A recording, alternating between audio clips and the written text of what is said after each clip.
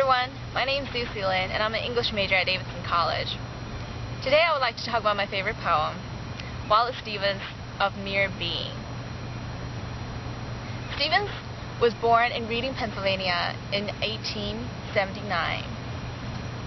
He went on to study at Harvard, and then he went to New York Law School.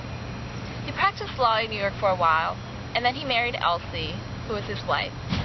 His parents were in an uproar when this happened because Elsie was from a lower class in their standpoint.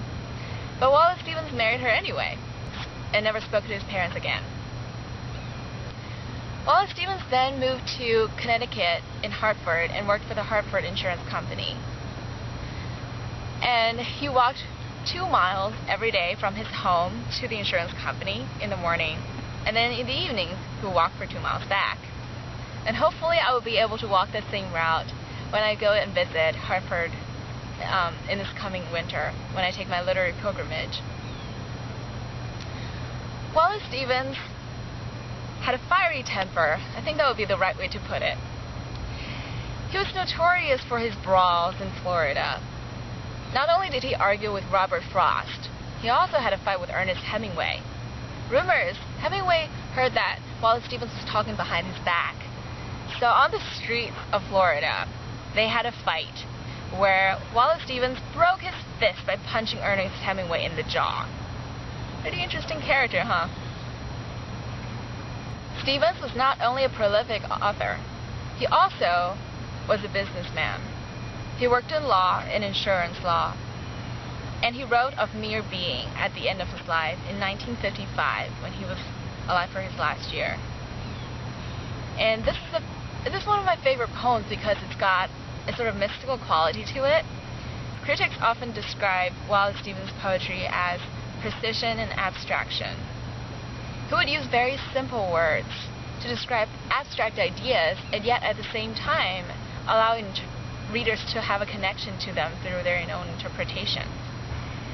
And this is what I want to do by reciting Of Mere Being. Of mere being. The palm stands at the end of the mind. Beyond the last thought, rises in the bronze decor. A gold-feathered bird sings in the palm. Without human meaning, without human feeling, a foreign song. You know then that is not the reason that makes us happy or unhappy. The bird sings, its feathers shine. The palm stands on the edge of space. The wind moves slowly in the branches. The bird's fire-fangled feathers dangle down. I think the poem Of Mere Being is a play on words. Even its title is a double entendre. For example, mere. Mere could mean just. So you could take the title as just being, the casualness of, oh, this is just life. But at the same time, mere also means purity, unadulterated quality of something that's unmixed. And so you could interpret the title also as the absoluteness of being alive. And the poem itself is about mortality. At the same time, it's talking about immortality. When one thinks of at the end of the mind and beyond the last thought, one thinks of death. But at the same time, the poem is talking about the phoenix, where at the end of life, a phoenix rises and is coming alive. So this sort of, when I think of the poem, I think of the image of reincarnation, about one comes to the end of life, but then the thoughts do not cease because your being is still there. And the image of the palm, for example, when one thinks of palm, one thinks sometimes of religion. For example, we pray with our palms pressed together in Christianity, or we think of the mudra of a Buddha, where the Buddha would place the palm against their knees, or have the palms open like this. And this is sort of a symbol of acceptance and peace. There's a certain simplicity in the poem. The lines are often short. For example, the bird's fire-fangled feathers dangle down, or the bird sings, its feathers shine.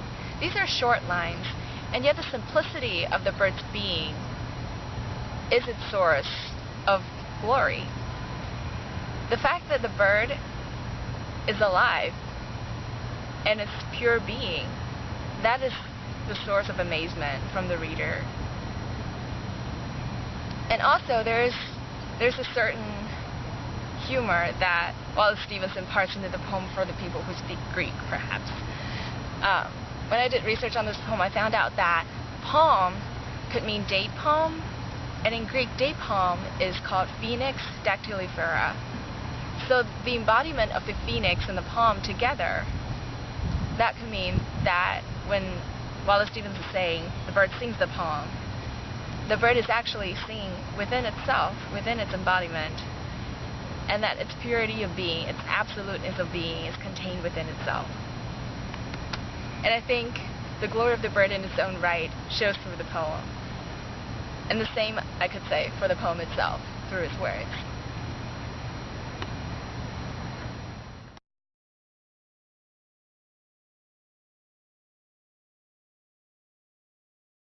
Hi everyone, my name is Yuxi, and I'm senior at the end of the mind. Okay. The wind moves slowly in the branches.